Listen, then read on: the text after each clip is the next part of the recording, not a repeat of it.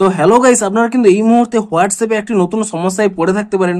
আপনারা যখন এখানে হোয়াটসঅ্যাপটি ওপেন করে নিয়ে এখানে থ্রি ডটে ক্লিক করে নিচ্ছেন, এখানে দেখুন কোনো কিন্তু সেটিংস অপশনটি কিন্তু শো করছে না। তো আপনাদেরও এই প্রবলেমটি কেন হচ্ছে কিংবা এই সেটিংস অপশনটিকে কিভাবে আনবেন সেটাই জানাবো আজকের এই ভিডিওটিতে। তাই জন্য কিন্তু পুরো ভিডিওটি অবশ্যই দেখতে থাকুন।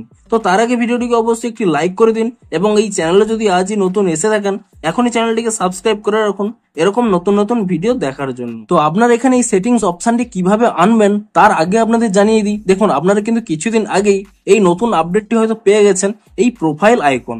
আপনারা যখন এই প্রোফাইল আইকনে ক্লিক করে নেবেন তাহলে কিন্তু আপনাদের প্রোফাইলটি কিন্তু এখানে ওপেন হয়ে যাবে, অর্থাৎ আপনাদের কিন্তু কোনো সেটিংস অপশনে কিন্তু ক্লিক করতে হবে না। কিন্তু প্রথম প্রথম যখন এই আপডেটটি এসেছিল আপনারা কিন্তু থ্রি ডটে গিয়ে এখানে সেটিংস অপশনেও কিন্তু পেতেন, কিন্তু এখন কি করেছে নতুন আপডেটের পরে এই যে থ্রি ডটে ক্লিক করে নেওয়ার পরে তারপরে যে এখানে এই সেটিংস অপশনটি ছিল তা কিন্তু হোয়াটসঅ্যাপ থেকেই কিন্তু রিমুভ করে দেওয়া হয়েছে। এটি কিন্তু আপনাদের কোনো বাগস নয়, এটি কিন্তু একটি নতুন আপডেট।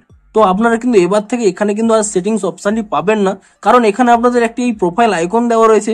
আপনারা এই প্রোফাইল আইকনে ক্লিক করে নিলেই ডিরেক্ট কিন্তু সেই সেটিংস অপশনগুলো কিন্তু চলে আসবে। তো এই জন্যই কিন্তু মূলত এখানে এই থ্রি ডটে ক্লিক করে নিলে এখানে কিন্তু আর সেটিংস অপশনটি আপনারা পাবেন না, আপনারা যদি নতুন আপডেটটি করে থাকেন। তো এই জন্যই কিন্তু মূলত এখানে এই সেটিংস অপশনটি শো করছে না। তো ভিডিওটি যদি একটু হেল্পফুল বলে মনে হয় অবশ্যই একটি লাইক করে দিন। দেখা হচ্ছে আরো কোনো ইন্টারেস্টিং ভিডিওর সাথে। Thanks for watching.